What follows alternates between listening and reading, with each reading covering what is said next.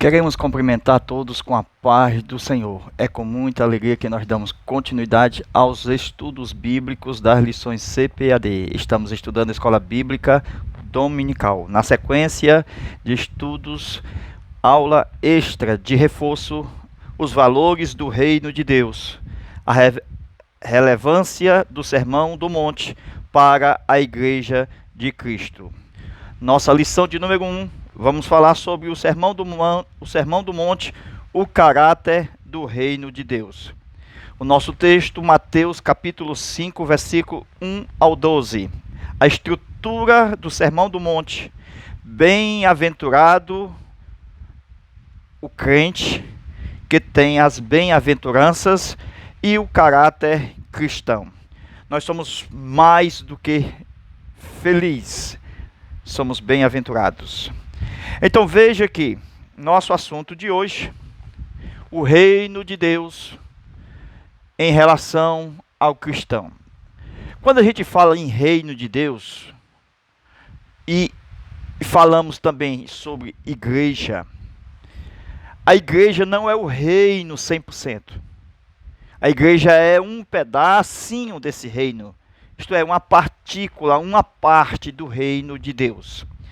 Então, alguém chama de agência do reino de Deus. Então, o que é o reino de Deus? O reino de Deus são todas as coisas criadas no céu e na terra. Então, nós temos Deus como rei do universo, como rei dos reis e senhor dos senhores. E dentro do assunto do reino de Deus, nós temos aqui o todo. O que é o reino de Deus? É o todo. Quando a gente fala do todo, nós estamos mostrando o lugar de Deus, estamos mostrando o lugar do homem, que é a terra, ok?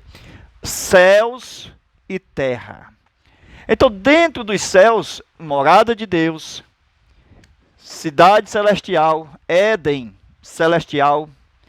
Este Éden aqui é o original, criado antes do Éden vegetal. Este é o mineral e este é o vegetal. Então Deus fez um Éden aqui, plantou um jardim e deu para o homem aqui na terra. Então essa parte da terra aqui é cópia daquela lá de cima, original. Então Deus fez uma cópia, na terra, e nela colocou o homem. Para que no projeto, depois do pecado, o homem procurasse a original morada. João capítulo 14, versículo 1 ao 3. Na casa de meu pai há muitas moradas. Então Deus sabia do pecado humano e a consequência, o final, e assim preparou, através da promessa, vida eterna, vida celestial. Amém? Glória a Deus. Então veja, meus queridos, desde Levítico capítulo 25, onde nós temos o resgatador, o parente mais próximo desde o dia de Adão. Quem é? O Senhor Jesus Cristo veio pagar o preço. Então Jesus veio pagar o preço. Para quê? Para colocar as coisas no lugar. Isto é, tempo da correção. Esse lugarzinho aqui, esse lugarzinho aqui foi dado aos homens. Certo? Foi dado aos homens. Lembra de Adão que recebeu a terra como herança? Só que pecou, entregou na mão de quem? De Satanás, o posseiro. Então, aqui nós temos os homens caídos, maldição na terra. O domínio agora passou a ser de Satanás.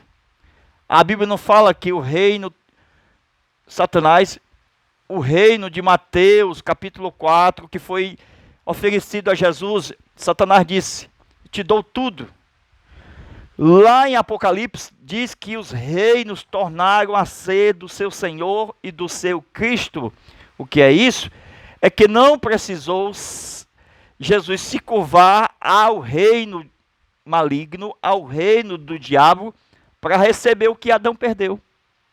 Então, quando ele vem, a primeira atitude do rei é levar o povo a ser curado do mal. Isto é, o homem caído, ele está enfermo na alma, no corpo. Então tem que redimir essa alma e tem que redimir esse corpo. Através de quê? Do reino, da mensagem. É chegado o reino de Deus. A oração do Pai Nosso é que, presta atenção, venha a nós o teu reino. Então o reino de Deus, que é o mesmo reino dos céus, amém? Nós estamos falando de um único reino.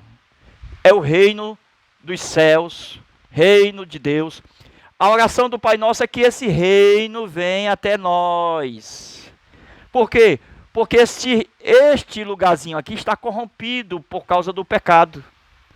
Amém? E os discípulos sabiam muito bem que haveria um tempo que Deus mandaria um redentor, assim como Jó. Eu sei que o meu redentor vive. E o que foi que fez com a vinda do reino que é chegado? Isto é, o reino dos céus vem sobre o firmamento. Isto é, ele vem através de quê? De Jesus, o rei. Através do seu nascimento. Então, o reino de Deus, a sua parte, vamos dizer, base, a sua base está em Mateus capítulo 1, que fala da genealogia desse rei, Jesus, filho de Davi, filho de Abraão. Então, Jesus, quando chegou nesse reino da terra, porque ele saiu do reino dos céus e veio para a terra, amém? Ele veio lá do trono, do seio do Pai, João capítulo 1, versículo 18. Ele veio para a terra, se encarnou, Emanuel, Deus conosco. E aqui, Jesus não esperou para chegar aonde? Lá na frente. Porque o milênio, 1000 anos, é literal. Sendo literal, eu tenho a parte física do reino. Ok? E quando Jesus chegou, ele trouxe a parte espiritual do reino. É importante isso aqui, irmãos. Porque a parte espiritual do reino veio desde o seu nascimento até a sua morte e até os dias de hoje. O tempo chamado graça, o tempo de hoje. Se hoje ouvir a sua voz, não endurecerás o vosso coração. Então, é o primeiro tempo do reino espiritual. Depois nós temos o tempo literal, na sua segunda vinda. Amém? Onde ele vai vir implantar o seu reino milenial. Então, nesse firmamento aqui, que foi dado aos homens, essa terra aqui, vem para cá, é isso aqui. Essa parte aqui, certo? Que está caída, corrompida, que foi dado a Adão, que foi entregue a Satanás por causa do pecado, o reino desse mundo, o mundo jaz no maligno, onde os demônios têm possessão de homens, pecadores. O que é que acontece? Essa parte aqui, ó, essa aqui. Então, essa parte aqui é chamada de firmamento do tempo presente. O que é isso? Vamos ver Romanos capítulo 8, versículo 17 ao 20. Veja lá o firmamento mostrando uma verdadeira natureza, igual a uma mulher grávida. Isso aqui é importante, viu, irmãos? Vamos ver o texto? Igual a uma mulher grávida. Vamos olhar o texto. Romanos capítulo 8. Veja aí o capítulo 8, o versículo de número 18.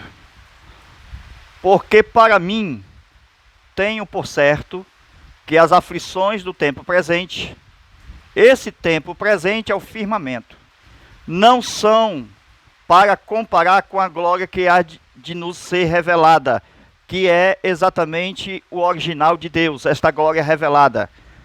Porque a ardente expectação da criação, da criatura, espera a manifestação dos filhos de Deus. Porque a criação ficou sujeito à vaidade, não por sua vontade, mas por causa da que a sujeitou, na esperança de que também, mesmo a criatura será libertada da servidão